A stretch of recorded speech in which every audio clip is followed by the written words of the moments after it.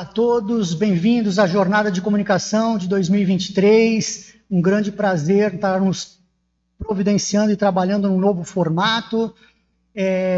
Uma proposta integrada aos 2 cursos da Faculdade de Comunicação, cursos de jornalismo e de publicidade e propaganda.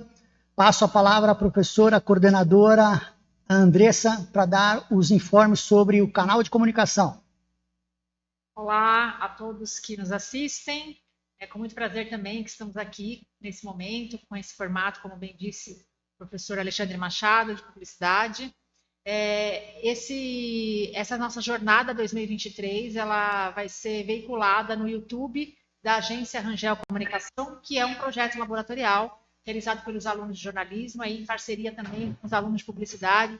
Estão todos aqui nos bastidores, fotografando, filmando. Então, teremos alunos fazendo a mediação desse debate. Estamos trazendo nessa edição temas extremamente atuais, relevantes e que, o melhor ainda, né, que foram escolhidos pelos próprios alunos. Então, essa construção dessa jornada é uma construção coletiva, com a participação efetiva dos alunos de ambos os cursos, que deram o tom dos temas, a arte, a divulgação nas redes sociais da Agência Rangel. Então, é com muita alegria que a gente compartilha, né, esse debate, tanto de hoje, de segunda-feira, dia 30, quanto de terça-feira, dia 31, com toda a rede virtual, né? A quem tiver interesse nesses temas relacionados à comunicação. Agora é oficial, a Jornada da Comunicação de 2023 da Unip Rangel Santos está no ar. Os temas de hoje são ChatGPT, o impacto da inteligência artificial na comunicação e espetacularização da mídia. E os nossos convidados são Karina Martins, Ergon Kugler, Edu Pares, com a mediação dos alunos Vitória Malafatti e Renan Antunes. Boa jornada, pessoal!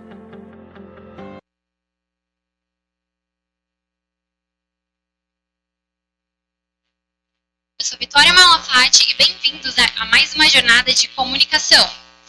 E que horas são agora? 8h09. E no seu? 6h. 6h11. Bom, o tema esse ano é bem curioso e muito legal. Esse ano nós vamos falar de ChatGPT, o impacto da inteligência artificial na comunicação e espetacularização da mídia, né? Então, assim, são temas especiais para os tempos atuais e também com convidados especiais. Especiais e assuntos complexos. Mas agora, eu queria começar... Edu, a mídia é o vilão dessa história? Sim, é um vilão. E eu vou te falar por quê. Porque ela escolhe um lado, hoje em dia. Então, muito do que aconteceu no fenômeno recente de polarização, muitas das mídias escolheram um lado para estar atrás de buscar público, clique, compartilhamento, enfim, de buscar notoriedade, né? Então, quando você espetaculariza uma mídia, você ou o seu canal, ou o seu meio, a sua TV, a sua emissora de rádio, você ali está buscando uma relevância dentro daquela bolha, uma relevância dentro daquele público, né? E isso, por vezes, faz com que você se torne um vilão para o outro lado. Certo. Então, quando a gente fala é um vilão, sim, porque quando você toma um partido, depende do seu lado. Sempre alguém vai achar que você é vilão. Então, existem canais e TVs e rádios por aí que tem um posicionamento mais à direita, e que todo mundo fala, eu não vou ouvir isso daí. E tem outras que, às vezes, estão meio que vendo o que vai acontecer para tomar um lado e fala, não, essa é lixo, essa eu não assisto. Então, as pessoas acabam escolhendo.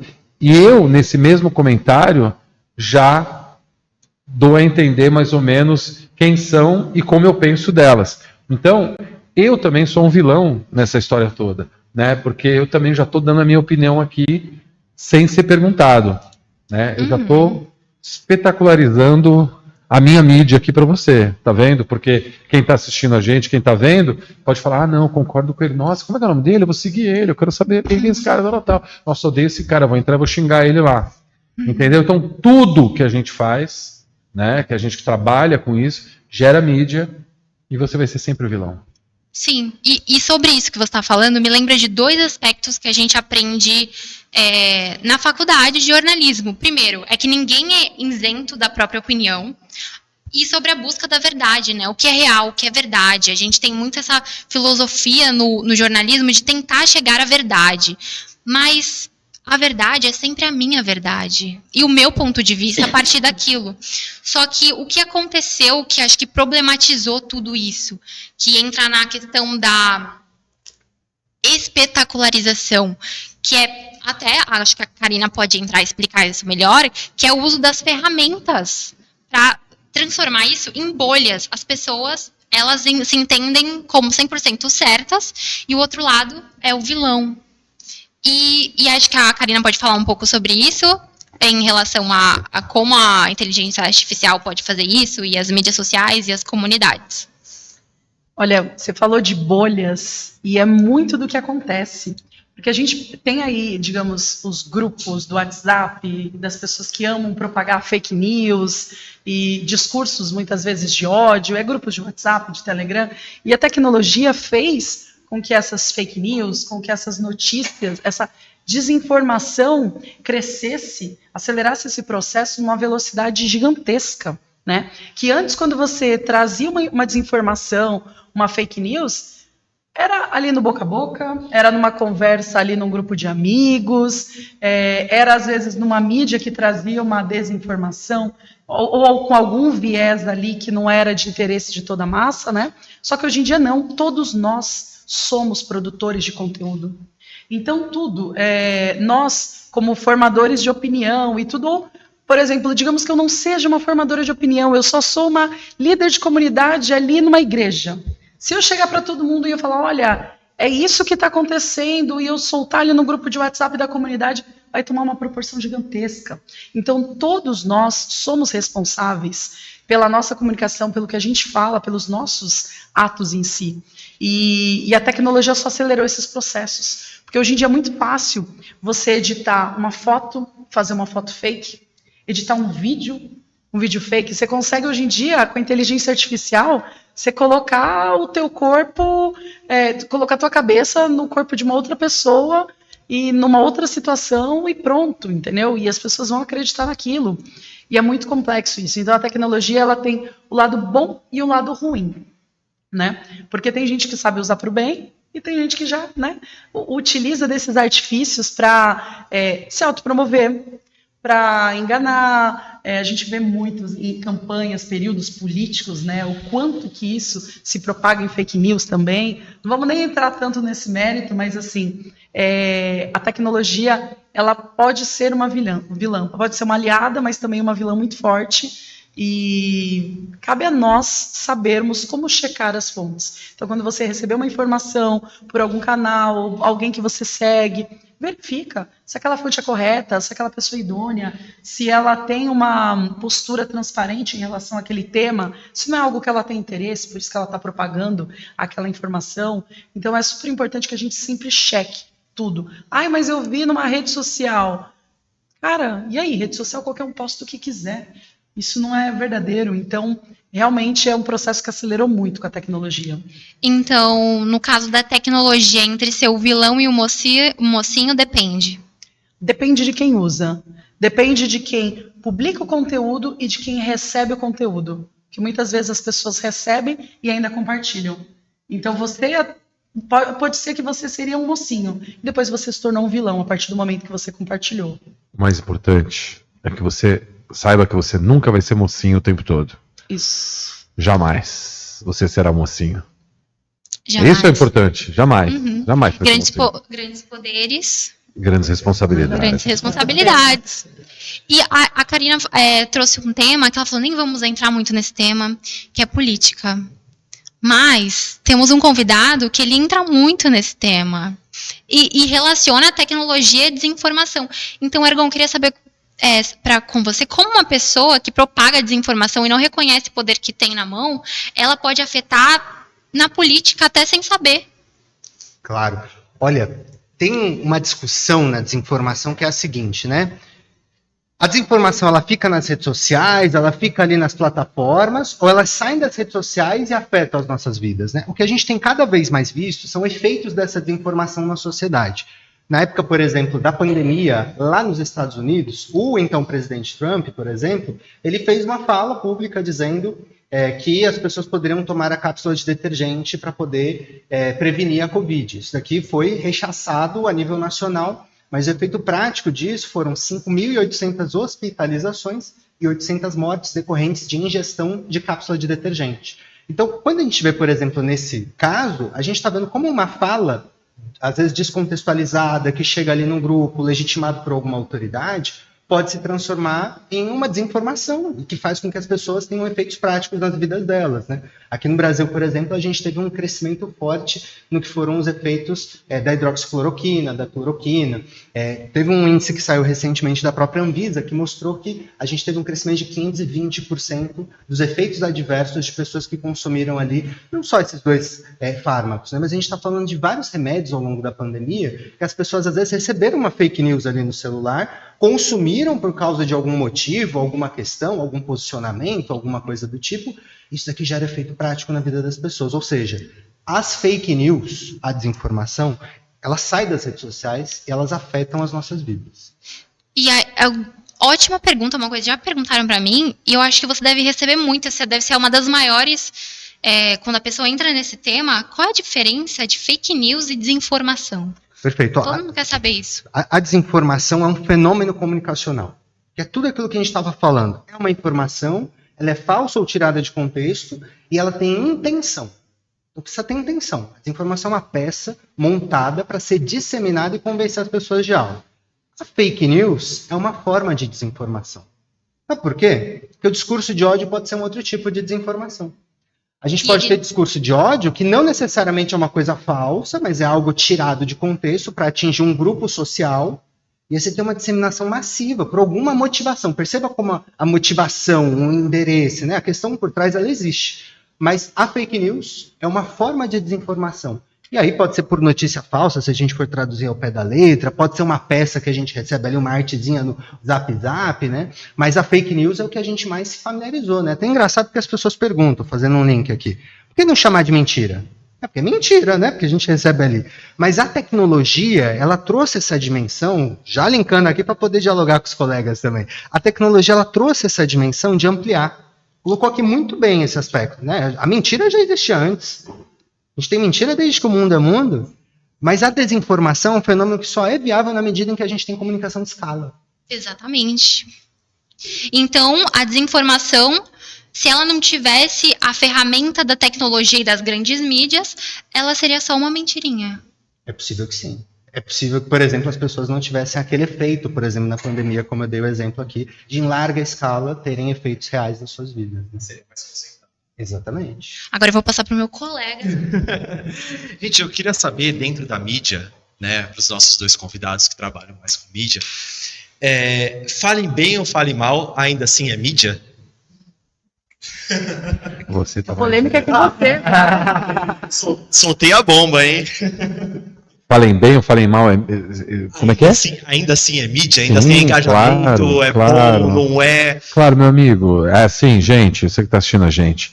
Depois que inventaram a desculpa, eu estou tomando remédio, ou desculpa, eu errei, ou algum motivo para justificar aquilo que já foi feito, mídia, qualquer tipo, a boa ou a ruim, é mídia, de qualquer jeito. Né? Então, você hoje em dia é sempre principalmente notas de repúdio. Né? Então se levanta muito notas de repúdio como sendo algo que efetivamente vai funcionar, enfim, o que estou querendo dizer é o seguinte, você pode criar uma situação midiática a seu favor, começando por uma declaração errônea, uma declaração falsa, uma contra-informação, coisas que vêm até de ideologia, não é ideologia, treinamento militar, uma série de fatores aí, que as pessoas têm esse treinamento, então você consegue gerar uma mídia a seu favor a partir de entre aspas, um comentário mal feito, algo que foi mal entendido, algo que foi tirado de contexto. Você reverte essa má mídia através de uma mídia boa. Então você solta algo errado, todo mundo vem em cima de você, você aproveita aquele momento para colocar a sua ideologia, depois que você pediu desculpa, aí você coloca toda a sua ideia, toda a sua ideologia, toda a sua informação por trás daquilo. Então você faz. Então toda a mídia ela é favorável, assim, dependendo da forma como você usa. Sempre vai ter público para. Inclusive é muito usado também, por exemplo, quando a gente quer escapar de alguma coisa. Então, às vezes a pessoa errou num ponto, e aí vai lá, opa, peraí, vou soltar mais um absurdo aqui para eu fugir desse processinho que vem, né? Uma cortina de fumaça, né? É. Você está falando uma cortina de fumaça e que é um artifício utilizado muito aí, até por celebridades e tudo. Você tem um problema, você quer esconder, você solta um outro escândalo gigantesco, mas que não te daria danos processuais, digamos assim. Você fala, não, tudo bem, vamos trabalhar, vamos trazer um outro problema aqui, porque aquele é muito pior. Então aí a gente acaba apagando isso. E sempre vai surgir algo mais relevante dali um dia, 2 dias, e você já passou o seu planinho, já resolveu as suas coisas. Enfim, é uma forma, é arriscado. Porque de repente você vira, vai parar no Fantástico, que nem a Larissa Manoela ali, sabe? Tentando explicar muitas coisas ali que você tem que escolher um lado, sabe? Então é meio complicado. Mas né? tem gente que utiliza isso também como artifício para conseguir mais seguidores, para conseguir, né? Porque a partir do momento que você cria uma grande polêmica e o teu nome está ali nos trend topics, e todo mundo falando só de você, só pesquisando de você, pessoas às vezes que nem te seguiam, que nem gostavam do seu trabalho, falando, não, eu quero saber o que tá. Brasileiro ama uma fofoca, né? Brasileiro ama uma fofoca, e fala, não, preciso ver o que está acontecendo, vou seguir essa pessoa porque, poxa, soltou uma nota de repúdio, soltou aqui um probleminha, tem um BOzinho aqui, quero acompanhar essa história, vai maratonando como se fosse novela, né? E aí, a partir desse momento, começa a ganhar seguidores, engajamentos, e se transforma depois, muitas vezes, em produtos, né? A gente tem a Luísa Sonza, com o caso do Chico, que muitos dizem que foi até uma cortina de fumaça para um outro problema muito maior, né? No processo de racismo, mas que não sabemos, que é verdade, não estou propagando informação aqui, mas, ao mesmo tempo, ganhou aí outras oportunidades, uma visibilidade gigantesca de uma música que muitas pessoas nunca tinham ouvido falar. E o negócio todo mundo bombou e querendo fazer paródias e tudo. Então, acontecem casos assim, da Larissa Manoela e tudo. Alguém imaginar que a Larissa Manoela seria uma peça publicitária do Burger King? Isso. Mas isso trouxe job para ela. Trouxe exato. Dinheiro. Então, é muito importante. Mídia ruim é mídia boa. Isso.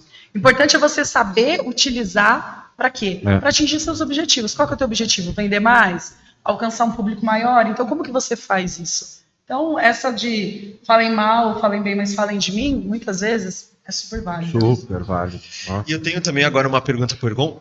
Assim, quando que a guerra de narrativa se tornou mais importante do que a própria verdade? Olha, que pergunta profunda, hein? Olha, essa daí realmente, olha... A gente teve ali uma escalada do que foram os fenômenos das fake news, que a gente sempre fala, né? Que foi em 2016, na eleição norte-americana. No Brasil, a gente teve 2 anos depois uma eleição que foi muito polarizada também, né?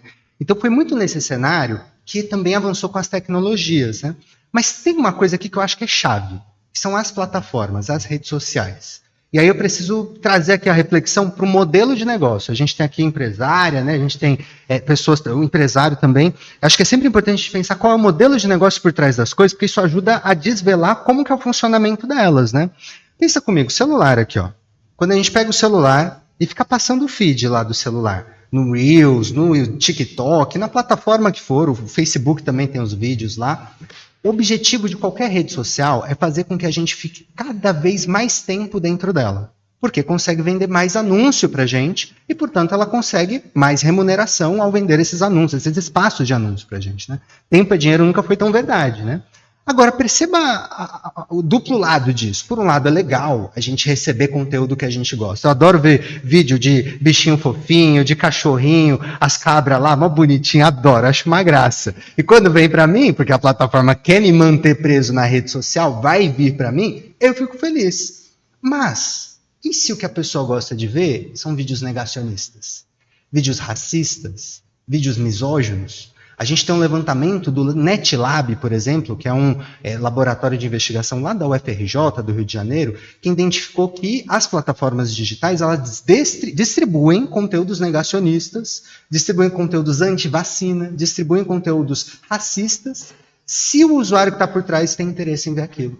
Porque o objetivo, o modelo de negócio da plataforma é fazer com que você fique o máximo de tempo possível lá dentro. Então, olha o perigo do duplo lado disso. Por um lado, a gente fica feliz de receber o que a gente gosta. Mas, por um outro lado, é o que acirra cada vez mais polarizações. Porque se você já está pendendo ali para uma ideia, pode ser essa virada de chave que faz com que a guerra de narrativas reforce cada vez mais em detrimento da verdade. Eu acho que o perigo está ali por trás do modelo de negócio também, que é um modelo de negócio que eu acho que a gente precisava também repensar. O que são esses algoritmos por trás das plataformas? Algoritmo, até queria depois ouvir de vocês aqui, tomando essa liberdade de provocar essa reflexão. A gente ouve tanta palavra algoritmo, né? Só que às vezes aparece um negócio abstrato. E algoritmo nada mais é do que a regra do jogo. É o que está por trás da plataforma. Só que hoje, perceba uma coisa, se qualquer governo no mundo, decidisse o que você pode e o que você não pode ver no seu dia, a gente ia chamar isso de censura. Mas hoje a gente tem 6 Big Techs no planeta que decidem quais são os conteúdos que chegam na gente por conta dos algoritmos que a gente não sabe quais são. Então, essa é a resposta que eu te dou. Desde quando a guerra de narrativas ficou mais importante do que a verdade? Respondo, desde quando a gente aceitou que algoritmos pautassem a nossa visão da realidade e essa questão aí de versão dos fatos e tudo mais fosse mais importante do que a própria realidade. Porque se você não aceitar os termos, você não entra. E ficar de fora é um custo, né? Tem aquele botãozinho, você aceita os termos? Sim, exato. Eu aceito tudo. Gente, acho que já vende minha alma. Também não sei, não. Tem uma questão que é legal, Karina, quando a gente fala de rede social, que se a gente parar para analisar um tempo atrás, na época do Orkut, era totalmente diferente. No Orkut era diferente, você tinha no teu feed pessoas reais, com conteúdos reais. Lógico, a mentirinha, fake news, também sempre existiu, desde que o mundo é mundo, né? Mas, ao mesmo tempo, você não tinha essa questão do algoritmo parametrizando, mostrando só o que você, com base nas suas sugestões, do que você gosta, preferências. Do Orkut, não. Você via aquele feed inteiro, de todo mundo que você tinha ali como amigos na época do Orkut. Então, eu acho que isso daí acabou se intensificando muito mais na época do Facebook, do surgimento do Facebook. Se a gente parar para fazer essa análise, e o Twitter também acabou alterando depois o modelo de negócios dele, e eu acho que foi meio que nesse período aí do surgimento do Facebook que a gente mudou a nossa forma de consumir conteúdo na internet, que até a época do Orkut não. Se a gente pegava o Orkut, as outras redes sociais, isso aqui era para bate-papo, MSN também bate-papo. Então, acho que a partir do Facebook é um marco que a gente tem aí, dessa nova forma de receber conteúdos. E, Karina, já que você está com o microfone, e a gente falou sobre, para jogar tem que saber as regras do jogo, quais são as regras do jogo? Quais são as regras para bombar na rede social? Olha... Peraí que eu preciso... Pode falar. Não, para começar, não. Eu também quero saber as regras, eu quero saber todas as regras. Para começar, não tem assim, dica. receita de bolo. O que a gente mais vê na internet são os gurus especialistas com milhões de fórmula mágica para você bombar. Você tem que postar 3 reels na semana e você. Gente. Tem vídeos famosos nisso. Tem vídeos famosos nisso. Tem os gurus, assim, lógico, você tem que seguir algumas boas práticas. E a própria plataforma, ela já te dá ali. Se você pega o Instagram, tem o estúdio de criadores, onde tem muita informação, muito conteúdo para você aprender. Mas assim, qual o segredo? Primeiro, pensar no teu público, conhecer a tua persona. Para quem que você está produzindo esse conteúdo? Se você, não, eu só estou produzindo conteúdo por produzir. Vamos ver se vai bombar. Se você não sabe para quem você está produzindo ou não está direcionando aquele conteúdo, dificilmente você vai conseguir atingir o sucesso e os seus objetivos. Lógico, a gente tem casos e casos de viralização, de pessoas em casos assim diferentes, mas pensando numa estratégia sólida, conheça seu público-alvo e comece a produzir conteúdos para ele. E um senso que eu gosto muito de trazer é o senso de comunidade, de pertencimento. Então, a partir do momento que você pega ali a tua audiência e traz ele para dentro, para os bastidores, como pertencente à sua comunidade, e ele também é um produtor de conteúdo, ele também participa, ele vai se engajar, ele vai compartilhar, ele vai convidar outras pessoas, mas eu acho que o principal é começar. Conheço ali meu público, ok. Depois eu vou entender as regras de cada plataforma. Cada plataforma tem um formato diferente, tem um alcance diferente, os horários diferentes. Você não vai postar a mesma legenda do Twitter, vai utilizar no mesmo post ali do Instagram. Tem uma quantidade de caracteres diferente, o formato, a visualização do YouTube tem que ser também diferente. Então, é importante, sim, você pesquisar sobre cada plataforma, entender qual a sua audiência e ter um planejamento de que conteúdo você quer trazer. Então, assim como vocês no jornal trazem editorias, às vezes você pode aplicar essa metodologia de editorias dentro das mídias sociais. Eu vou dar um exemplo prático disso. A gente lá no Diário do Litoral tinha um jornal de manhã, era o Diário Kiss, que era feito junto com a Kiss FM.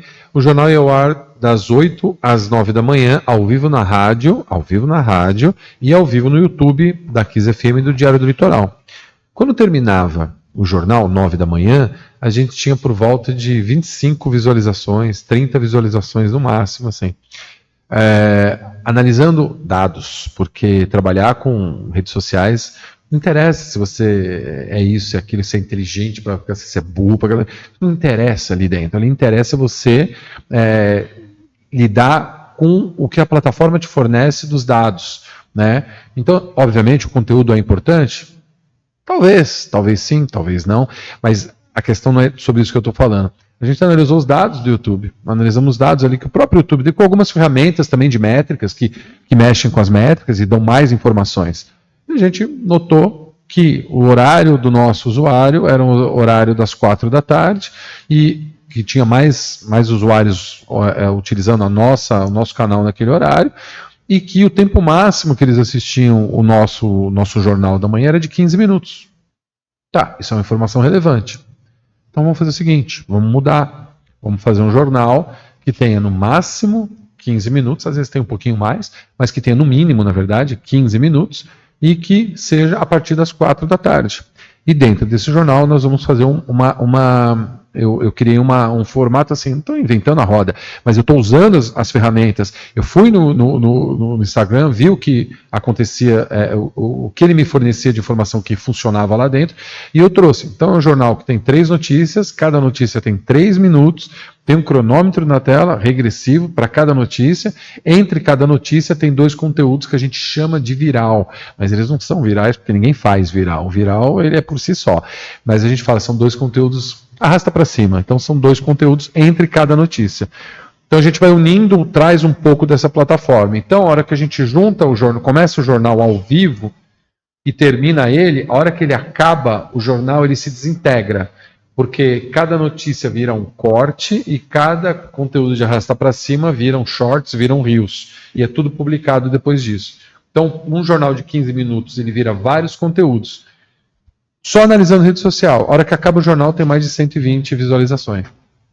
Quer dizer, a partir de métricas, a partir de dados, isso durante a semana ele vai subindo, porque as pessoas vão consumindo cada conteúdo. Então, análise de métrica, análise de dados. E a própria plataforma, você fica maluco, eu acordo de manhã, eu abro o YouTube Studio e já vou ver como é que será que foi o vídeo de ontem, meu Deus do céu, ai meu Deus, não deu lá, já dá tremedeira. A gente trabalha com isso. Então você fica atrás realmente. Então quando eu falo assim, quais são as regras, entendeu? As regras é seguir as regras. Acabou, essas são as regras. A regra é seguir as regras. É. Como é seu psicológico? Você fica muito ansioso, né? Imagina. Se eu fosse anotar tudo, acho que eu entendi. Criar comunidades, entender que as pessoas elas estão nessa divisão de polaridade, jogar com as regras do jogo e entender que seguidores são possíveis clientes e não ter medo de ser odiado, porque isso pode ser bom. Sim. Acho que eu anotei tudo. Tá certo. Vocês já anotaram, tem no caderninho. Eu tô aqui, velho. Falar uma coisa pra você, tudo está sendo gravado. Olha, vocês anotem aí também. E assim, justamente entrando nessa parte da gente seguir com as regras do jogo, é isso que acaba então priorizando essa guerra de narrativa?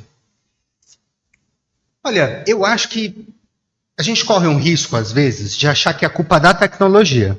E eu acho que isso é uma cilada, porque pode fazer com que a gente criminalize a tecnologia, quando a gente está falando de um fenômeno social, que é a polarização. Já foi falado aqui, né? E o fenômeno da polarização, ele existe no contexto dessas tecnologias.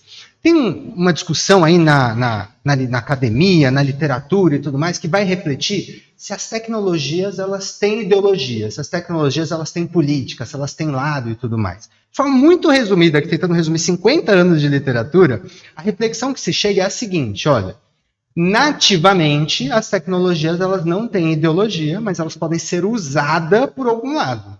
Mas, mais do que isso, um segundo passo muito importante, com os algoritmos aqui, que foram trazidos de forma brilhante pela nossa querida aqui, especialista também em tecnologias, as tecnologias elas podem ter ideologia já no seu design, já no seu desenho por si só, porque os algoritmos, a forma que modela as tecnologias, principalmente a partir dessas mais recentes, pode direcionar um conteúdo ou outro. Então a gente sabe aqui, por exemplo, se a gente quiser criar um público lá na hora do tráfego pago, de fazer um anúncio, de selecionar, fazer segmentação e tudo mais, a gente sabe que a gente consegue chegar na especificidade da especificidade. Agora pensa um profissional que propaga desinformação. Um profissional que propaga discurso de ódio. Um profissional antiético, que existem também dentro do jornalismo, que só está preocupado com clickbait, e aí não se importa se aquela informação é verdadeira e coloca qualquer coisa. Então perceba uma coisa, lembram, isso aqui é muito importante. A desinformação ela tem intencionalidade. E essa intencionalidade que está o perigo, porque a gente pode estar falando de um clickbait, de uma desinformação, de um discurso de ódio que gera consequências. Então, olha o tamanho da responsa de vocês, jornalistas aí, de conseguir ter essa percepção, esse filtro, de saber que se às vezes algo que chegou ali, que às vezes coça a mão, né, de ser o primeiro, de dar a pauta, de falar, é aquilo, é a manchete, de conseguir os cliques, porque percebam, o modelo de negócio também do jornalismo demanda que às vezes vocês sejam ágeis o suficiente para publicar o mais rápido possível. Então, eu acho que o desafio que vocês têm, e aí dando pitaco, porque eu sou de políticas públicas, né, da administração pública, vocês são do jornalismo, da publicidade, da comunicação, o desafio é lidar com essa contradição cotidiana entre suprir uma demanda do mercado, de ser o primeiro a postar, de conseguir like, de ter o acesso e etc., mas ao mesmo tempo ter aquela ética, a responsabilidade jornalística de saber que uma vírgula que se coloque ali de forma indiscriminada pode gerar impacto na vida das pessoas. É aquilo que você falou no começo, com grandes poderes... grandes responsabilidades, né? O que basicamente gerou aqui, e dá pra gente dar um exemplo prático do que ele falou, é o seguinte, toda essa fala que ele fez agora pode virar um corte, e esse corte pode seguir as regras do jogo. As regras do jogo são título, tópico e thumbnail. Então você pode pôr no título políticas públicas, no tópico você pode colocar desinformação, e no thumbnail você pode colocar especialista em políticas públicas diz que desinformação dá engajamento. Pronto. Ele acabou de criar uma fake news. Acabei de criar uma fake news, mas eu não tirei, assim, tudo que foi falado, tudo que está ali, eu puse. O quê? O cara falou isso? Não, impossível. Pronto. Eu quero likes, meu amigo. Eu não estou preocupado. Entendeu? Deixa, vamos ouvir a fala. Aí no final o cara fala, pô, mas o cara não falou nada disso. Já era. Muito obrigado por ter visto 5 propagandas que eu coloquei aí no meio e eu ganhei com isso, entendeu? Então só aqui a gente teve um recorte disso, entendeu? Então, para quem trabalha com isso, eu já vi e falei, nossa, isso dá um belo corte, dá um belo corte. Como é que eu vou fazer a minha capinha disso daqui? Que inclusive é comum. Então, com uma cara assim, apontando, exato, apontando assim, sabe? Pega aquele corte bem, aquela cara, ixi, funciona que é uma maravilha. E é comum até a pessoa compartilhar, por exemplo, esse vídeo, mas no caso ele nem ter assistido o conteúdo. Só olhou ali a thumbnail, olhou o título, nossa, no meu grupo de família eu vou compartilhar isso para dizer que eu tô certo. Só que chega na hora o conteúdo não é. Exato. Não é verdade? É só pelo like. Isso, ele falou só pelo like, gente, eu também tenho um pouco de culpa nessas coisas. Tem um pouco de culpa. Lembra aquele papo? A vilã. Exatamente. A gente tava, eu falei pra você. A gente estava tendo uma conversa dos bastidores ali antes sobre atividades extraterrestres em Peruíbe e tudo, né? E o papo foi engraçado porque me perguntaram, você já viu algum disco voador, algum extraterrestre? Eu falei, não, nunca vi em Peruíbe. Peruíbe é uma cidade famosa por isso. Mas eu publico muito conteúdo sobre isso no blog, mas muito. Se alguém falar, olha, eu vi um disco voador descendo ali a serra, não sei o que, tem vídeo? Tenho, manda lá. Pronto, tô eu lá publicando, falando, e aí, olha, relato da fulana de tal. Você já viu alguma coisa também? Comente aqui. E aí as pessoas vão dando a opinião delas. Eu tô trazendo o depoimento de alguém e pedindo para os outros darem a opinião deles. Mas, lógico, a gente faz ali por quê? Pelo like, né? A gente faz isso, viraliza, você ganha mais seguidores, mais likes no blog, mas ao mesmo tempo às vezes tem coisa que você fala, não é possível. Eu nunca vi, lógico, acreditar. Ironia, seria uma burrice nossa imaginar que não existe outra coisa fora esse planeta, mas ao mesmo tempo a gente surfa na onda às vezes, né? E aí você faz o quê? Aí você mete ali, que nem ele falou, mete ali uns stories contando esse caso, aí você mete uma propaganda ali do anunciante seu, aí você volta ali com a notícia, e aí viraliza, e todo mundo fica feliz, todo mundo ganha. Temos mais um corte aqui. E blogueira bolo, famosa, né? de Peruíbe, diz que histórias de ET são mentira. Pronto. Você tá vendo? Tá vendo? Olha, Tudo mais um aqui. Precisa tomar cuidado com ele. Teve o bolo de ET esses tempos, vocês viram? Que era um ET, mas era um bolo, na verdade. Que era um ET da múmia do México. Eu publiquei. Você publica, claro. Eu quase postei, eu não postei. Eu publiquei o bolo. Eu publiquei só o bolo. Tudo bem. Eu falei assim, descobriram o que tem por dentro dos ETs lá. Bolo, ai que delícia. Aí colocou o corte do bolo e mostrou. Só isso. É recheio de chocolate. É cheio de chocolate. É bolo ou não é bolo? Mas é um ET intolerante, não é intolerante à lactose, porque ele vem da Via Láctea. Tô brincando, pronto. Desculpa aí, Aí já vende a caixinha de leite moça, 0 lactose. Eu compro porque eu sou intolerante. Mas sobre o que a gente falou um pouco aqui, me lembrou algumas discussões que a gente tem no jornalismo sobre ética. E sobre como o jornalismo, ele é utilizado, as pessoas esquecem, mas ele é utilizado para contar a história. Então, se você não tem ética, apesar de ir na contramão do que é o jogo, você pode estar contando uma história que vai ser perpetuada para sempre toda errada. A gente tem um caso que a gente aprende na faculdade, que é o caso da escola base, né? Que foi um erro jornalístico, assim, péssimo, que impactou a vida dessas pessoas de uma forma brutal, assim, elas adoeceram até morrer, nunca foram indenizadas de uma forma correta sobre aquilo, e a propagação da história negativa nunca desapareceu. Tem pessoas que pensam que as pessoas que foram acusadas são culpadas até hoje. Enfim, foi algo que nunca foi apagado e é uma vergonha para o jornalismo. E a gente... Oi? O microfone está funcionando? Foi apagado. Gente, temos um outro... Uma parte aqui. Não, apagado no sentido assim, veio uma retratação sobre isso, mas não do impacto como foi a denúncia. E isso ocorreu porque foi uma questão já naquela época de tipo, a gente tá sem notícia nesse momento. A gente precisa de uma notícia agora. Não, tá bom, não, vai. E aí foi. E cara, assim, acabou com a vida daquelas pessoas. Então, acho que eu queria trazer esse tema do até onde é ok jogar o jogo. E aí eu passo para vocês. Escola base, eu não sei vocês, mas eu sou jovem há mais tempo. Então, eu vivi essa época de escola base. Então, não existia outro lado. Não existia uma... eu não vou nem falar investigação, porque se hoje em dia você acha, a gente assiste e vê que a mídia ela já culpa esse ou aquele, independente do que ele tem tempo para defesa e tudo, as pessoas ainda conseguem rapidamente reverter uma situação. Antigamente não tinha isso. Né? Então, trazer a escola base como referência, a gente está colocando a escola base em uma outra época, com outra mídia, outro mundo de mídias, né? Assim, ele entra como case, né, sobre o que acontece com a pessoa do outro lado, mas em uma outra época de informação. Se você trouxesse escola base para hoje, guardada as devidas proporções, né, eu acho que não sei se a dona da escola base já está fazendo propaganda do Burger King. Entendi. Sabe, é essa mudança que que essa vilania muda de lado o tempo todo, né? Então era uma época em que a informação era dada de uma forma, a comunicação era feita de outra forma, e você tinha grandes players de mercado. Hoje temos, mas a polarização faz com que você escolha um lado, né? Então hoje em dia, até no caso da Larissa Manoela, que a gente citou aqui, você acha que quem era a favor dos pais deixou de comer no Burger King? Dá para pensar nisso? Não.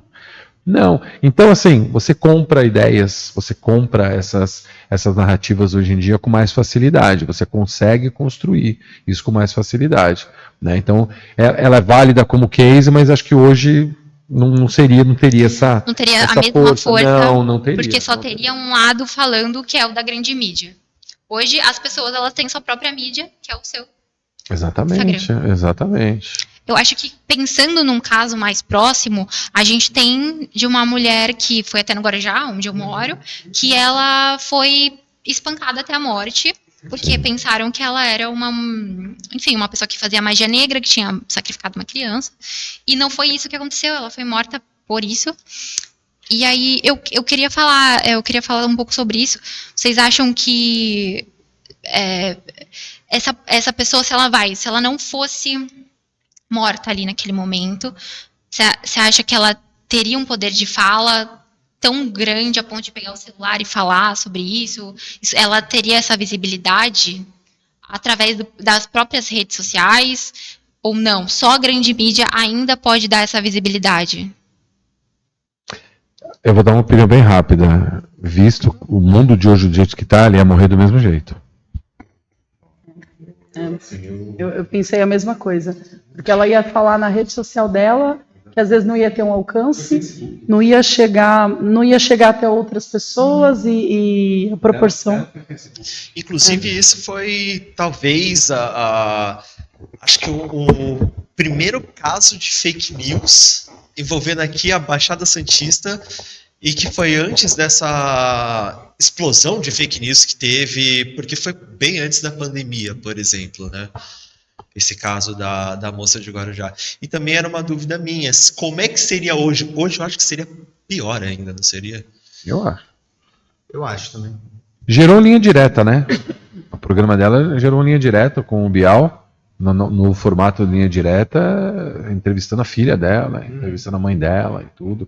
Recentemente, falando sobre esse caso, entre aspas, assim, não foi um pedido de desculpas, na verdade, porque a Globo não teve, nesse caso, não teve tanto impacto quanto no da menina que morreu a Eloá, no caso Eloá, que ficou foi refém e tudo, né? Mas teve uma linha direta contando esse caso, assim, mas eu acho que ela morreria, honestamente, me perdão de falar isso, mas eu acho que morreria mais rápido, porque hoje a fake news e a mentira ela se propaga muito mais rápido do que naquela época. Muito mais rápido. Muito. E agora eu queria entrar no assunto ChatGPT, né, que estourou. E hoje, qual que é a facilidade? Primeiro vamos falar da coisa boa, né? Qual que é a facilidade que o ChatGPT está trazendo para a gente, principalmente nessa área de mídias, né, e tudo mais? Pode ir, que agora eu quero aprender. Olha, eu confesso que eu sou uma super entusiasta do ChatGPT. Utilizo muito, mas muito mesmo. Muito. Você tem o 4 também? Você assina ele? Não? Eu assino. Você assina. Então ela tem o GPT-4. Imagina que eu não ia assinar ele. E assim, ele é muito bom se você souber utilizar, tá? Por quê? Se você pega lá o ChatGPT, a versão gratuita, e, por exemplo, se você perguntar quando que o Pelé morreu, ele não vai saber te dizer, porque ele não está atualizado. Então, você não tem informações ali totalmente atualizadas em tempo real. Ele é até 2021, se não me engano, não é isso? Isso mesmo. Então, ele não tem todas as informações. Mas como que você pode utilizar de uma forma positiva, tá? Desde a parte de revisar um texto, ou até, você pode pedir, por exemplo, para ele, se eu falar assim, olha, quero criar agora uma empresa que seja de comunicação, sei lá, uma empresa de comunicação que faça XYZ serviços, e quero que você me ajude a dar um plano de negócios. considerando o modelo de negócios Canvas. Aí você vai lá, você pode tanto trazer para ele informação, copiar e colar informações sobre o que é o Canvas, aí ele vai olhar, ele vai ler e falar, entendi, isso é um Canvas. Aí você fala, bom, ok, agora crie sobre a empresa. Ele pode criar para você um modelo de negócios, ele pode criar um roteiro de vídeo, o roteiro dessas entrevistas, o que você quiser. Porém, é importante você saber que nem tudo que está lá é verdadeiro. E esse que é o X da questão, que muitas pessoas às vezes não sabem utilizar. Falam, não, eu vou fazer um trabalho de faculdade lá, né? Vou jogar lá e ele vai me dar todas as informações. Cara, você pode estar colocando um conteúdo totalmente errado, né? Se você não souber direcioná-lo, né? E eu acho que a gente deve utilizá-lo como referência e não como conteúdo oficial, né? Você fala, olha, estou precisando de uma inspiração para X coisa, quero uma base aqui. Sabe quando às vezes você está naquele processo criativo, trabalhando sozinho e tudo? Cara, ele vai ser o teu parceiro ali.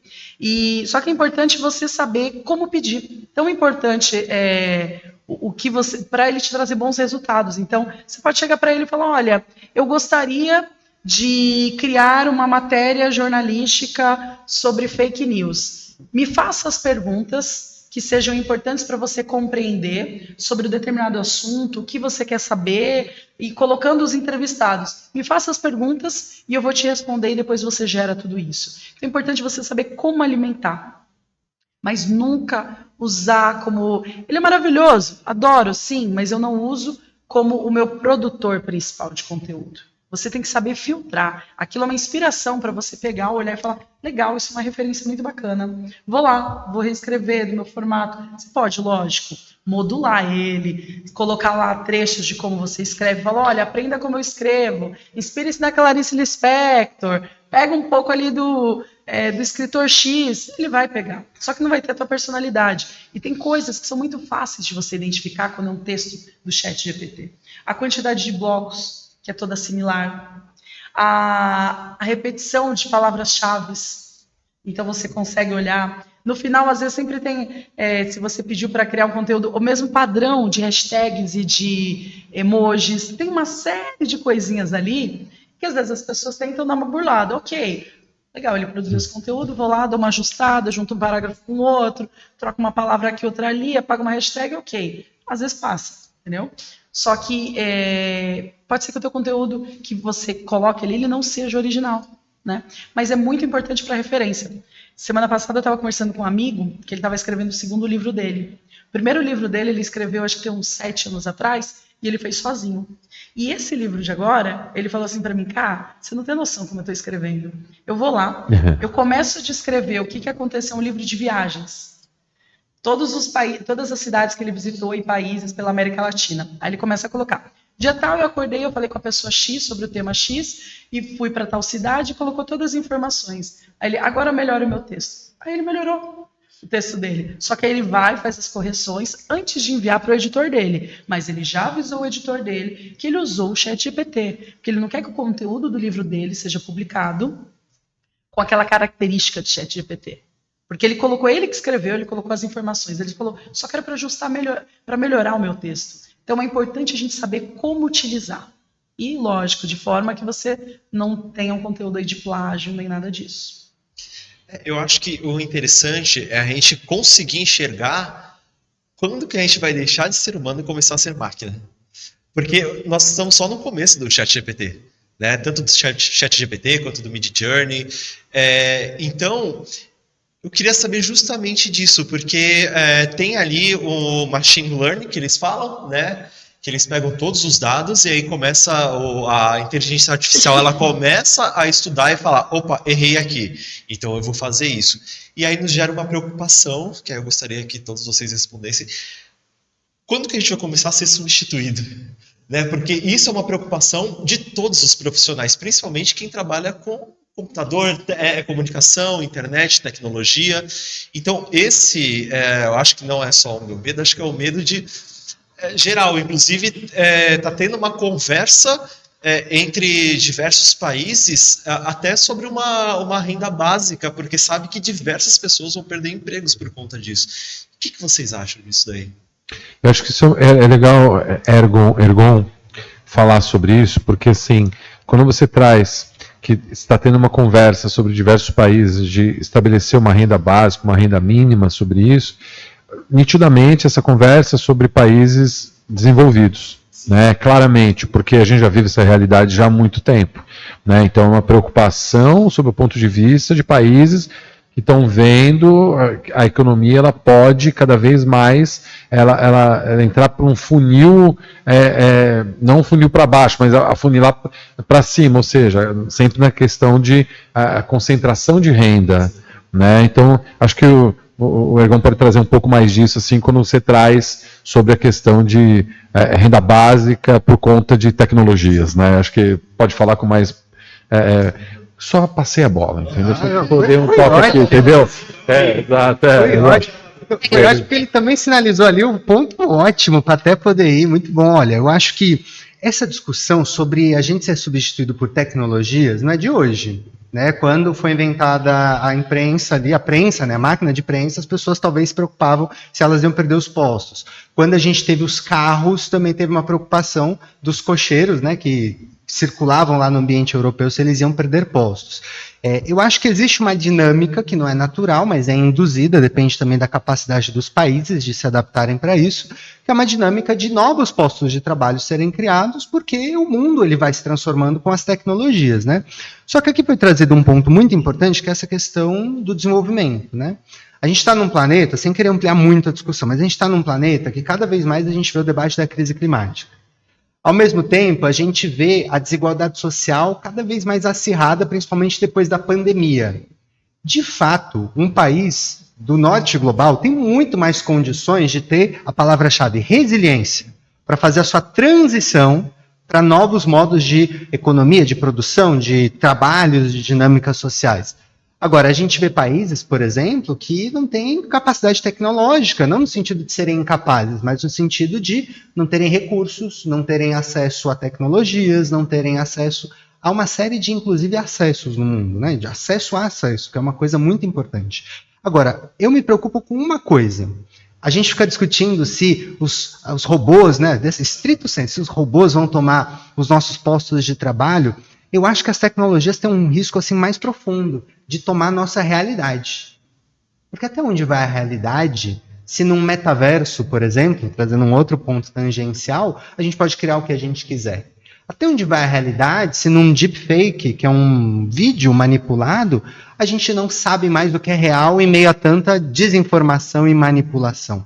Então eu acho que, pelo menos para mim, assim, a principal angústia é até que ponto vai a realidade em um contexto em que as tecnologias elas fazem cada vez mais parte das nossas vidas. Porque aí sim está o perigo. Pode ter renda básica universal, que eu particularmente acho uma medida muito importante. Pode ter medidas ali de capacitações de profissionais.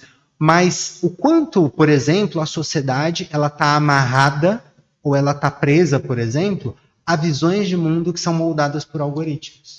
Acho que essa é a grande preocupação também que a gente precisava ter, porque senão a gente tem lá mão de obra capacitada, pessoas inseridas no mercado de trabalho, um monte de coisa, mas a gente começa a ter as chamadas versões da realidade. Tem jornalismos aí que a gente vê, né, que falam, não, vamos mostrar aqui as versões do fato, né? Então, acho que talvez o pano de fundo está aí do quanto as tecnologias estão tomando de assalto o que é a realidade. E um grande ponto nisso tudo que ele falou também é o fato de o grande perigo não é a tecnologia deixar a gente ser o que a gente quer ser. O grande perigo é a tecnologia mostrar para a gente que a gente pode ser quem a gente gostaria de ser nesse caso. Então não é o que você pode ser, mas quem você vai ser. Então eu posso estar falando isso olhando para a câmera, um deepfake, me colocar aqui a cara de quem ele quiser, entendeu? Eu modular minha voz como se fosse... Exato. Exato. Então, assim, quem você vai ser e não o que você vai ser. Então acho que esse é o grande perigo da tecnologia, né? Naquilo que você vai se tornar. E a gente já começou esse processo, né? Porque é uma coisa simples, mas se a gente pensar no nosso dia a dia, quem aí faz um story no Instagram e não bota um filtro? Você já não quer mais ser você. Você quer um filtro ali, você quer ficar com a pele maravilhosa, você quer botar uns cílios, você quer... difícil. Eu olhando ali em rede social, assim, raro você olhar uma pessoa que parece de cara limpa, sem filtro. Você já está distorcendo ali quem você é para os outros. Tem pessoas que às vezes você conhece, você fala assim, nossa, é aquela pessoa? Porque você só olha a foto da pessoa cheia de filtro. Você não sabe mais quem é.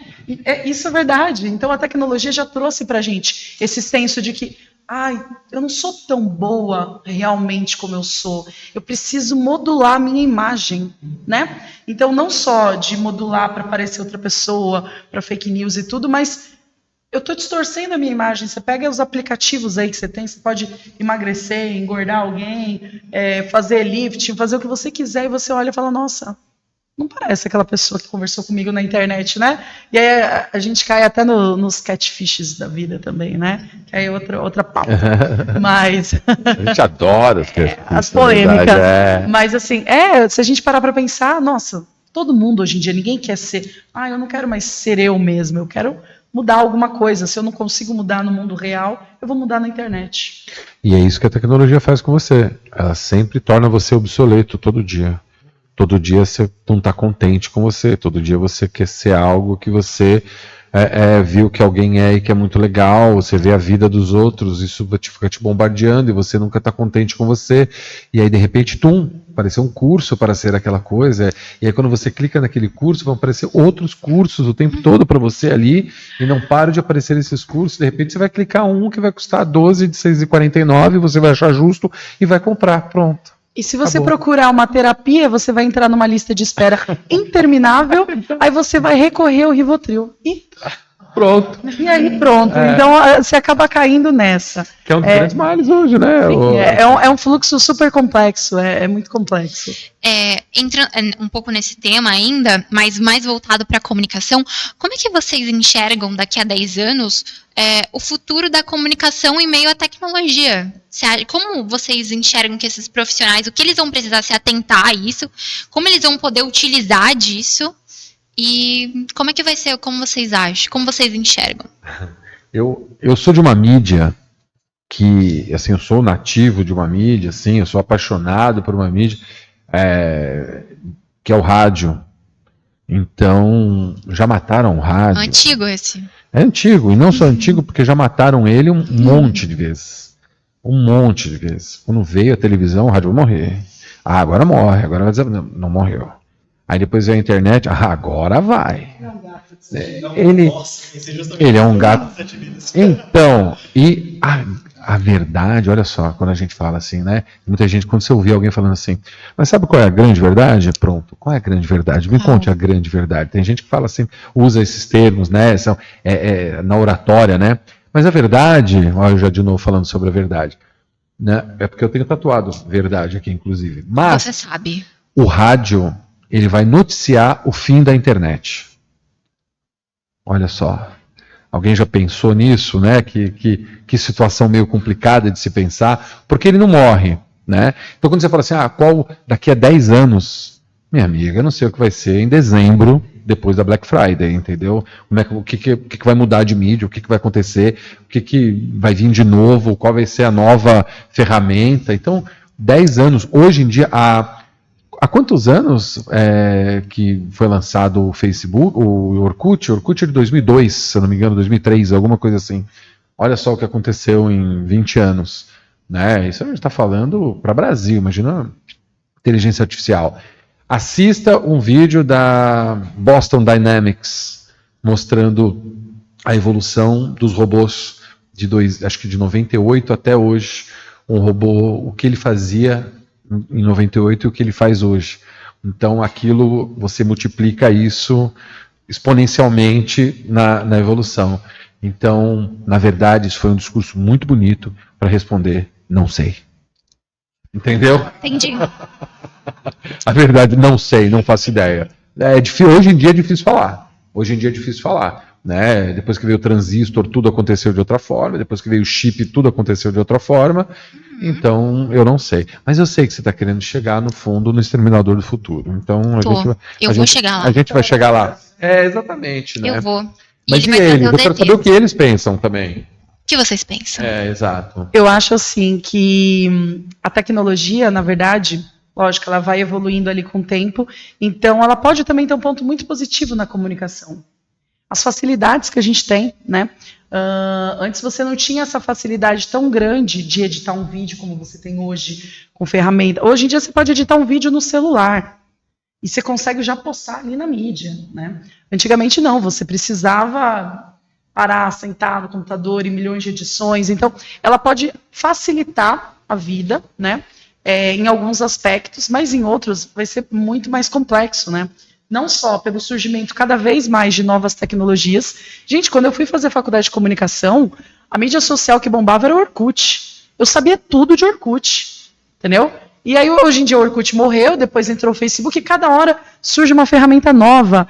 E é absurdamente desgastante. É estressante. É estressante. Você fala, nossa, mais uma rede social. O Threads. Nossa, meu Deus. As redes sociais que você não sabe nem pronunciar o nome, que você não sabe como o algoritmo daquele negócio funciona, e eles lançam do nada, e se você trabalha com isso, seus clientes vão falar, não, eu quero estar lá, lançaram ontem, todo mundo está lá. Você lembra a corrida atrás do cu?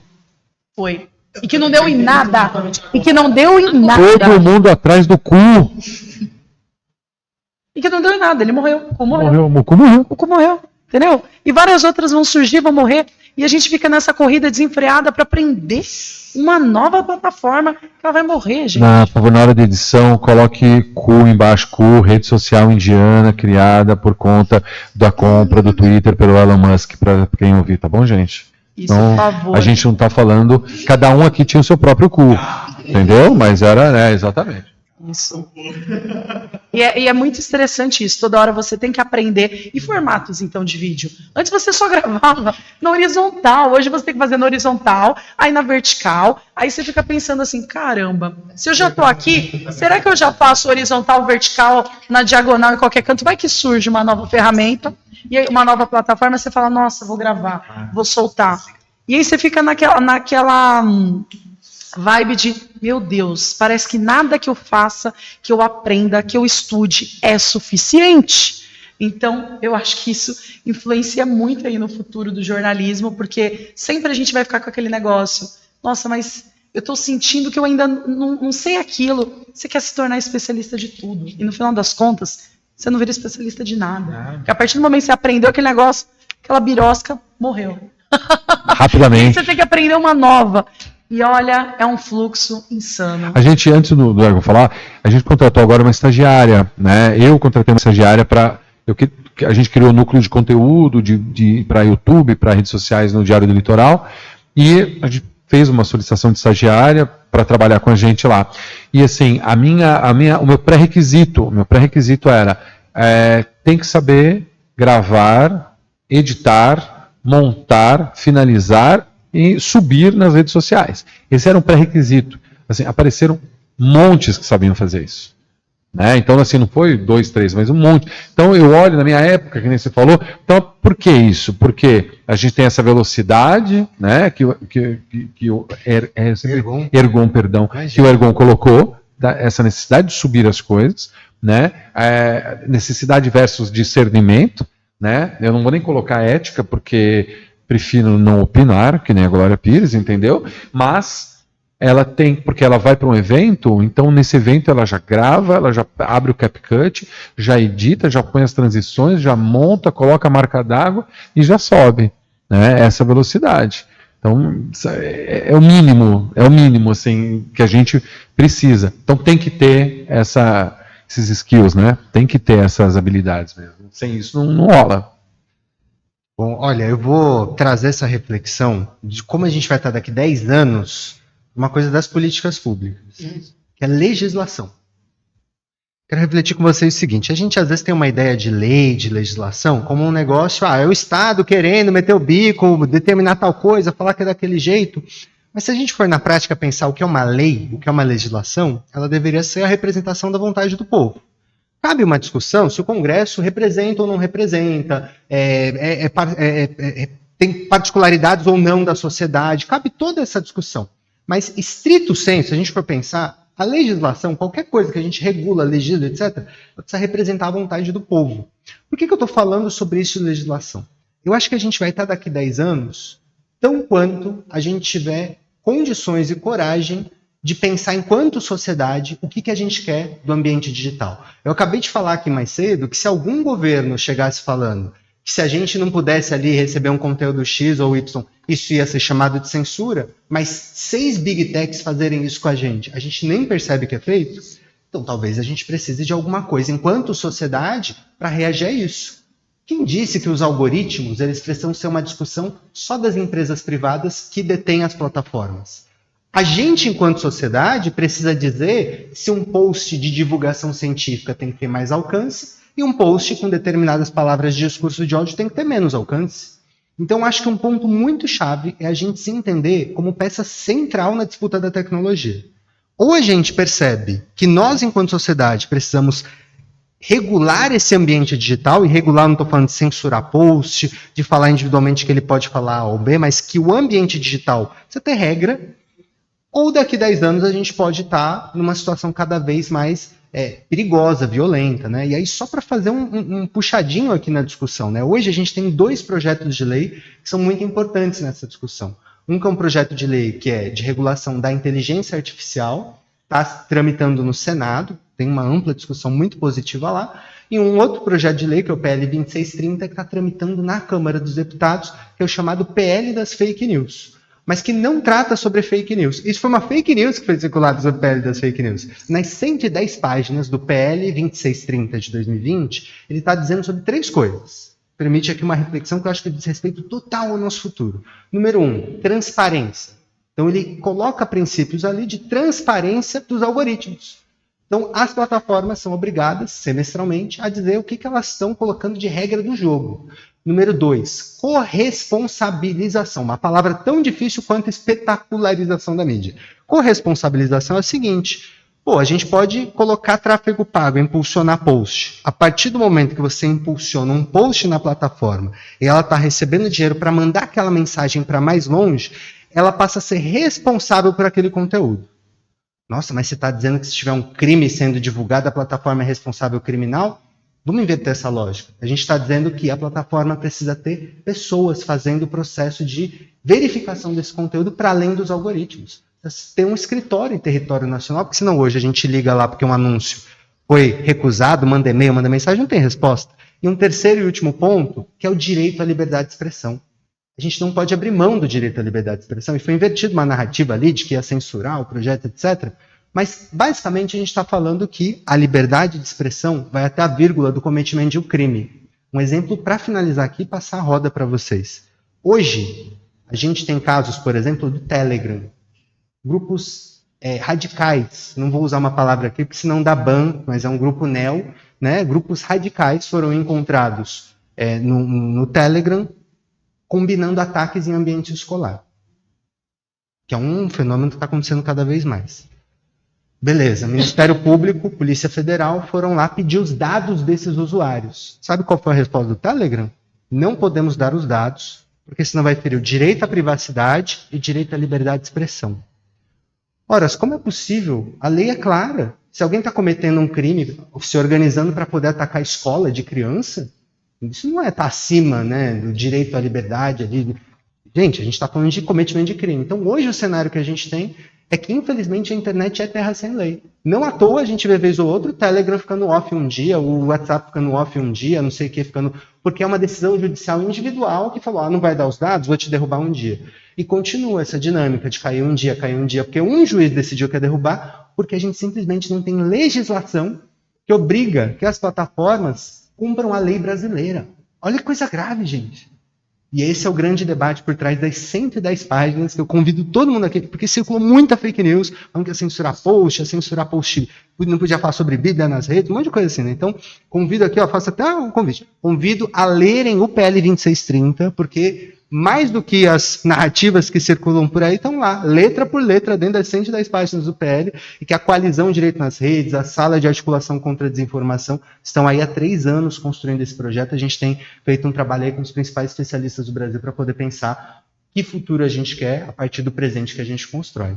Até mesmo porque regulamentar não é censurar. Exatamente. É você ter justamente uma regulação que precisa, né, no caso. Até mesmo porque essas redes sociais, elas interferem através da opinião nossa, mas impulsionado justamente pelo algoritmo. Se me permite uma frase, é regulamentar as plataformas, Isso, as big techs, não as as pessoas, não as falas, não os posts. Olha que coisa importante. Uhum.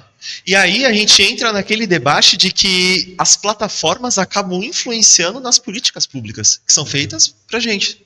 Exatamente. Até para poder passar aqui, que senão monopoliza o debate, porque essa daí é a minha pauta. Como que a gente tem essa discussão? Não, isso aqui eu gosto. A minha agenda de pesquisa, de forma muito resumida, é a seguinte frase. O que acontece quando a desinformação e as fake news saem das redes sociais e afetam as nossas vidas? E aí a gente tem influência em uma série de coisas. A própria votação desse PL 2630 teve muita narrativa. Eu conversei com muito deputado. Eu estava em Brasília, na votação e etc. Tinha deputado que chegava em mim e falava, Ergon, eu não posso votar a favor porque a minha base recebeu muita notícia, está me acusando lá nas redes, está falando não sei o quê, e se eu votar a favor, eles vão me xingar. Ou seja, percebam o efeito da desinformação. Um deputado estava falando, não, eu até votaria, mas a minha base, se eu votar a favor... Aí esses deputados, por exemplo, se convenceram a faltar ali na votação para ter abstenção do voto. Olha a complexidade da coisa, né? Porque a gente está falando da desinformação, do Google colocar lá no rodapé do buscador uma informação falsa sobre a lei. Isso daqui influencia a opinião de pessoas que vão lá, comentam no post e bagunça a votação de um Congresso Nacional de um país gigantesco como o Brasil. Então, de fato, influencia leis, de fato, influencia políticas públicas, de fato, influencia as pessoas, às vezes, não confiarem numa vacina, como foi o que a gente mais viu, né? Desinformação sobre vacina. A gente tem um crescimento agora, até para passar, do negacionismo climático. E a gente acabou de passar por semanas intensas de chuva no sul, seca no norte e oscilação de temperatura aqui, sudeste, centro-oeste e um pouquinho ali do começo do nordeste. Efeito de um El Niño ampliado por crise climática. Olha que coisa. E aí a gente tem um relógio do clima que até 2029 diz que a gente vai estar num ponto irreversível de crescer 1,5% grau da temperatura média global. Estou bombardeando vocês de informação para dizer o seguinte, a desinformação, ela faz tudo isso daqui, inclusive se embaralhar. E a gente, às vezes, perder a noção do que de fato é importante, que é a realidade, que é a verdade, que é as coisas como elas são. Então, por isso, convido aí as pessoas para poderem, de fato, conhecer essas discussões que dizem respeito não só ao nosso presente, mas ao futuro. E eu acho que daqui a 10 anos, se a gente puder, né, ter uma sociedade aí sem ataques em ambiente escolar, né, sem violência propagada nas redes sociais, a gente decidindo o que deve ser divulgado para um algoritmo ou não, eu acho que é uma sociedade que faz muito mais sentido do que deixar as coisas assim, né, solta, como estão, correndo risco, vira uma roleta russa. Né? Pode ser que sim. Sim, o Ergon trouxe a solução dele e eu queria saber de vocês. Vocês têm alguma... Pô, acho que se fizesse isso ia melhorar. Tipo, não ia polarizar tanto. Vocês pensam em alguma coisa desse gênero que você... Ah, isso aqui... A questão é que pensar uma coisa, né?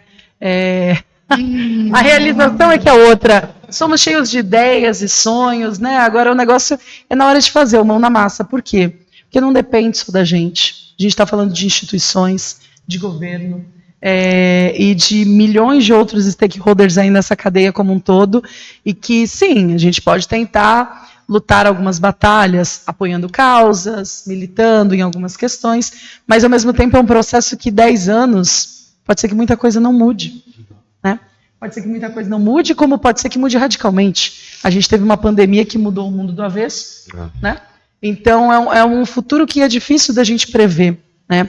Mas regulamentação com certeza é um primeiro caminho, que é super necessário a gente trabalhar mais com regulamentação das plataformas, isso é super importante. Assim, por exemplo, quando surgiram as mídias sociais, qualquer criança podia ter uma conta no Orkut na época. Podia ter uma conta no Facebook. Elas usavam o Orkut para os joguinhos de body pocket, o Facebook para a fazendinha feliz. Rede social era coisa de criança, né? Era coisa de adulto, mas de criança também. E aí, com o aumento de casos, pedofilia, abuso e tudo mais, que começaram a surgir essas políticas, e aí, olha, rede social agora a partir de 18 anos. Então, se a criança tem, está ali, perfil monitorado pelos pais. Mas foi um processo que levaram anos. Então, você joga aí numa escala de praticamente quase 10 anos. Para isso acontecer, para falar, olha, ok, criança não pode ter rede social, né? E foi uma coisa simples, e que cortou, inibiu as crianças de terem, e os casos de abuso online? Não. Então, não vai ser só a legislação que vai resolver. A legislação, em muitos casos, vai ser aquilo para o inglês ver, né? Para a gente falar, não, olha, o nosso país está tudo regulamentado. Não adianta. Assim, colocar legislação é uma parte. A outra parte é mudar também o mindset da sociedade, o comportamento das pessoas. E você não muda o comportamento das pessoas de uma hora para outra, né? Ninguém faz lavagem cerebral nem nada, não tem como a gente fazer isso. Então é um processo muito longo que eu não vejo como algo que vai ser resolvido em 10, 15, 20 anos assim, tão fácil, né? Eu não vejo uma solução tão palpável. Lógico, acordos entre empresas, governo, legislações podem auxiliar nesse processo, mas quem sabe, será que vão ser eficazes? Ou só realmente mudando a mentalidade da sociedade, que também isso daí não é uma coisa que a gente vai controlar, que vai estar anos-luz aí da gente resolver tudo isso. Passa por, que nem o Egon colocou, a questão da regulamentação, né, de legislação a respeito, de discussões a respeito, mas falando sobre o nosso caso aqui no Brasil mesmo, né, nossa praia aqui, eu acho que a falta de credibilidade que o povo tem em relação a políticos em geral, em relação à nossa própria política, isso já enfraquece por si só o debate, já gera uma facilidade muito grande da desinformação ou de fake news, né? Não vejo um futuro a curto prazo que seja promissor nesse sentido, o que não extingue a necessidade do debate, a necessidade de tramitação de projetos, de discussão em esferas públicas, seja ela quais forem. A grande preocupação é porque da forma como tudo é polarizado, né, todo mundo entende, ou solta tudo, ou a gente vira uma Coreia do Norte, sabe? Mas espera aí, quem falou que é ruim na Coreia do Norte? Da onde você tirou essa informação? Né? Quem disse que é ruim assim? Será que é? Parece que sim, parece que não. Você sempre vai encontrar alguém dizendo que não é tudo isso que dizem, né? Então a confusão já começa daí, eu já coloco uma confusão em cima da mesa, né? Então vai virar a China regula todo mundo, né? A China não é tudo regulado, não é tudo, né? Não é tudo na íris das pessoas, que será que é assim mesmo? Alguém aqui já foi para a China, sabe se é assim? Não sei, né? Mas então assim, é esse o ponto, sabe? A gente olha isso com certo temor, né? Toda essa fala do Ergon agora, você pode falar assim, nossa, mas então ele é favorável à censura? Mas ele não falou de censura, né? Mas pode ser traduzido assim, né? Eu que trabalho com isso, falo assim, não vai mexer com isso, pelo amor de Deus, deixa isso quieto, deixa isso pra lá, né? Ergon, tá bom assim, entendeu? Não tá bom assim. Eu tenho uma filha de 6 anos que usa o YouTube, entendeu? Nenhum pai controla o que a filha faz, o filho faz na internet. Não controla. Isso é uma declaração polêmica. Não controla, a não ser que ele não deixe usar. Porque você não controla o que aparece para você. Nem a gente controla o que aparece pra gente. Como é que seu filho vai controlar? É simples assim. Acabou, pronto, ponto final. Né? A gente não controla. Se eu abrir agora, eu não sei o que vai aparecer para mim. Né? Será que vai aparecer alguma coisa? E aí, tem um curso de publicidade e propaganda na Unip, porque eu tô aqui dentro da Unip. Ele sabe onde eu tô. Ele tá ouvindo o que a gente está falando. Né? Vai aparecer alguma coisa de política pública, porque a gente falou, né? Ou vai aparecer alguma coisa do bolo de nozes que a gente comeu ali, porque eu falei do bolo de nozes? Porque ele tá ouvindo a gente. O hambúrguer da Larissa Manoela. Pode crer, uma publi aqui do Burger King. Tá tudo aqui, a gente está sendo ouvido, a gente está sendo monitorado. Isso é uma verdade. O que falam que não, bom, todo mundo já passou por isso aqui, falando alguma coisa, abriu e estava lá, não precisa, já não é mais um discurso X, isso é realidade.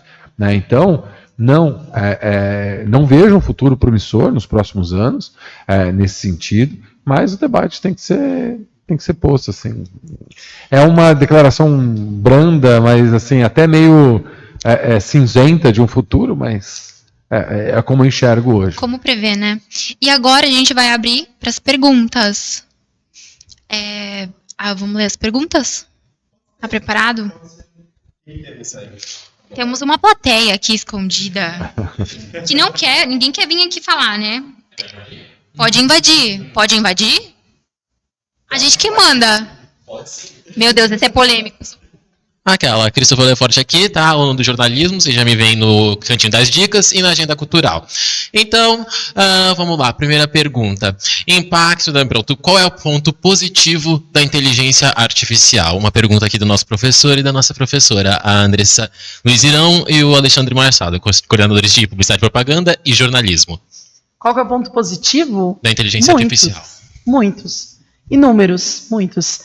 Ela pode te ensinar coisas, pode acelerar processos, ela pode trazer uma comunicação em um formato diferente, muitas vezes, porque quando a gente fala de inteligência artificial, a gente tem desde o ChatGPT, que ele pode te auxiliar com textos, até a inteligência artificial que pode te auxiliar editando vídeos, colocando personagens, ou se eu virar e falar aqui ok, Google, ela pode abrir aqui uma área, Abriu. Desculpe.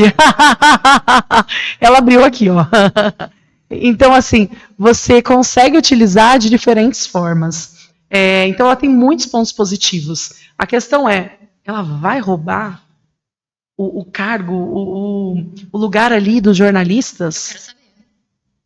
Gente, vocês Já me perguntaram isso. Então, eu tenho uma amiga jornalista que ela é diretora de comunicação numa câmara aqui da Baixada. E ela sempre me fala, nossa, amiga, mas surgindo essas tecnologias, eu fico com medo. Amiga, começa a usar ao seu favor. Você acabou de escrever um conteúdo ali, você pode jogar para revisão.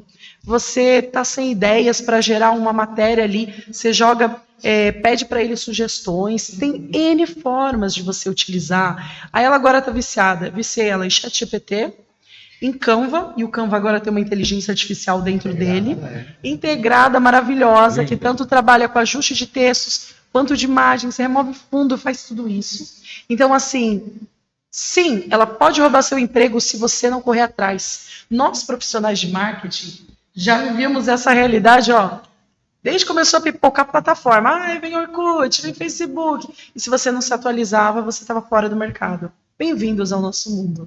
É só isso que eu quero dizer, tá? Bem-vindos, porque sim, vocês precisam correr atrás e utilizarem essas ferramentas como aliadas. Senão ela pode sim substituir. Né? Não substituir como um todo. Você não vai colocar ali e falar, olha, ok, ela vai apresentar agora o Jornal Nacional. Nada disso.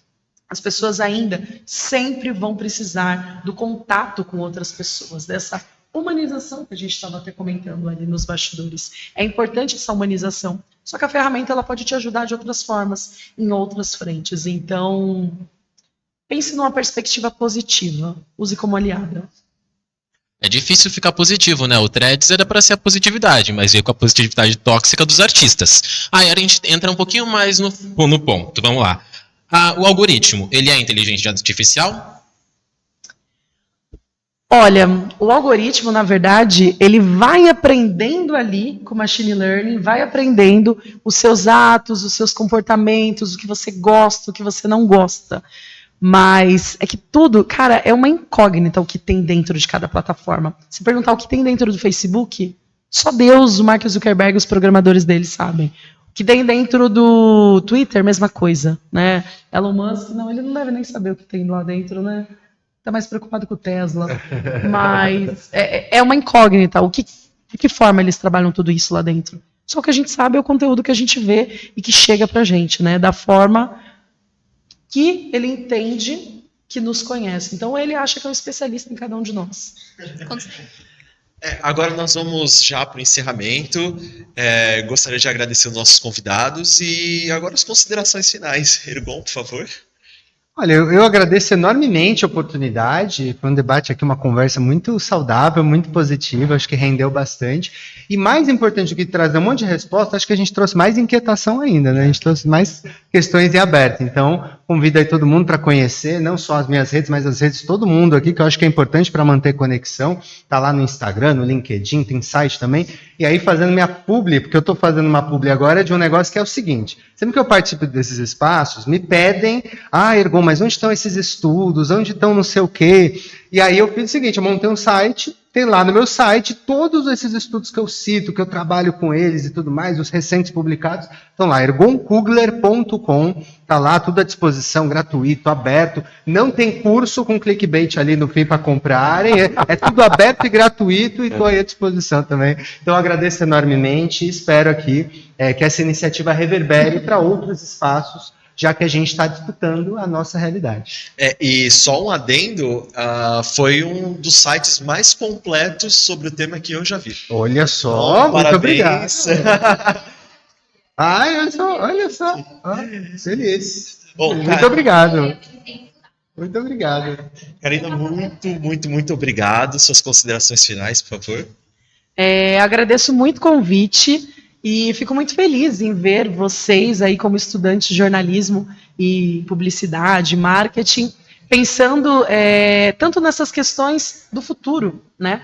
Porque a gente falou de tecnologia, mercado de trabalho, novos modos de vida como um todo e sociedade. A gente chegou à conclusão, que é uma coisa que Vitória convive comigo no dia a dia, ela sempre fala: nossa, eu não sei o que eu estou fazendo da minha vida, parece que eu não tenho as respostas, parece que eu não vou chegar em lugar nenhum. E eu sempre falo para ela: minha querida, a gente nunca vai ter todas as respostas. A gente sempre vai ter esse sentimento de eu não sei o que eu estou fazendo da minha vida. E tá tudo bem, entendeu? E tá tudo bem, vamos normalizar isso, faz parte. E o que eu tenho para deixar aí de recado é: pesquisem sobre tudo que a gente comentou hoje.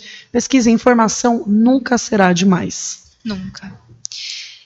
Mas respondendo a Karina, como eu sou jornalista, eu tenho que ser inconveniente e fazer as perguntas, né? Vai que alguém sabe me responder. Então eu vou perguntar. Edu, por favor, suas considerações. Exatamente, acho que essa inquietação é importante, né? Acho que o jornalista ele tem que estar sempre, vamos dizer, atrás da verdade, porque invariavelmente ele não vai encontrar, mas ele tem que estar nessa busca, tem que ser perguntativo mesmo, tem que ser curioso, tem que estar o tempo todo buscando informação e não se deixar, como se diz, não achar que tá bom de informação, sempre questionar, na verdade, né, o tempo todo. Então isso é legal. Eu queria muito agradecer o convite, obrigado mesmo por estar aqui, adorei, Karina, adorei o Ergon, aprendi muito hoje, né, nessas jornadas, nessas semanas de comunicação que nós fazemos, é muito importante, foi o que eu falei antes de começar nos bastidores, hoje eu quero mais aprender até do que falar sobre aquilo que eu faço, e dentro do que eu faço eu sempre eu gosto de trazer exemplos reais, como eu coloquei aqui, essas situações. E é importante vocês, da academia, né, a gente pode dizer assim, da faculdade, entender que vão ter esses embates, né, que vão criar esses momentos em relação àquilo que vocês pensam, que vocês acham, quando vocês chegarem no mercado de trabalho. E o mais importante é entender que, independente do meio de comunicação que vocês vão trabalhar, do local onde você vai estar, se ele tem uma ideologia de conservadora, de direita, de esquerda, né, é sempre importante o debate. Então, às vezes, eu não vou trabalhar lá porque lá só tem um lado da história, eu não vou trabalhar lá porque só tem... Gente, é importante o próprio meio de comunicação entender que dentro é necessário ter os dois lados, né, dessa polarização, mas que existe o debate internamente, que é só através dele que a gente cresce, é só através dele o debate saudável, o debate, né, dentro das quatro linhas, né, como gosto de dizer, né, o debate correto, né, o debate verdadeiro, é só através dele que a gente cresce, e não só de um lado, ou só de outro, ou não achar que existe só um lado da história, né, nós somos indivíduos, né, e o próprio nome diz, cada um tem a sua própria história, cada um constrói a sua própria história, e a partir dessa construção é que você vai gerar, vai ser o vilão, vai ser o mocinho para muita gente. Então, não queiram agradar todo mundo e não achem que as pessoas estão no mundo para querer agradar vocês, porque elas não estão, né? Se coloquem nessa situação, né? Se sintam nessa situação incomodados, né? Provoquem, como o próprio Christopher fez aqui. Isso é muito importante. Tira a gente um pouco do lugar e faz a gente, né, pensar melhor e dar uma resposta mais dentro das 4 linhas, né? Para não sair. É importante isso. Obrigado, demais mesmo. Adorei. Obrigado, É uma João. loucura. Obrigado, Karina. É jornalismo, Obrigado. né? A galera que não bate muito bem. Tem todo mundo. Todo mundo. Já, você fala uma profissão que eu não vou ganhar bem, provavelmente, que eu vou me achar irritante. Vou ser jornalista. A galera é a gente. É isso, muito obrigada por aceitarem fazer parte de tudo isso. Obrigado, valeu. Eu que agradeço. É isso, obrigado, gente. Não percam amanhã, que o tema também tá muito bom, tá? Boa noite para vocês. Tchau.